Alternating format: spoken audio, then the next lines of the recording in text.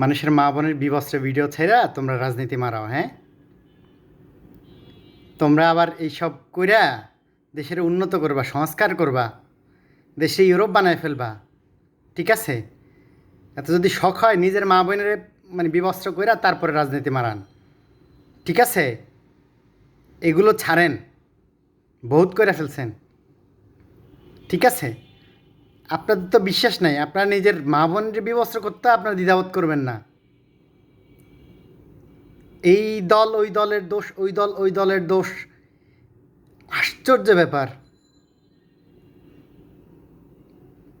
মানে এগুলো কি কারো গর্ভের থেকে জন্ম হয়েছে নাকি এগুলো কোত্থেকে জন্ম হয়েছে এগুলো, মানে এগুলো বলাটাই হচ্ছে মুশকিল। এগুলো কোনো কোনো মায়ের পেটের থেকে জন্ম হয় না এগুলো, ঠিক আছে? না হলে এগুলো করতে পারে না কেউ। দুনিয়ার ইতিহাসে এগুলো মানে বিরল। আর সেটা নিয়ে আবার শুরু হয়েছে রাজনীতি, এ ওরে ঠেলতেছে, ও ওরে ঠেলতেছে, এ ও দোষ দিতেছে, ও দোষ দিতেছে। এত যদি শখ থাকে আপনার মা বোনরা এরকম বিবস্ত্র করে এরপর রাজনীতি মারান, ঠিক আছে? এরপরে সবাই তো জনগণ জনগণ মারান সবাই, হ্যাঁ?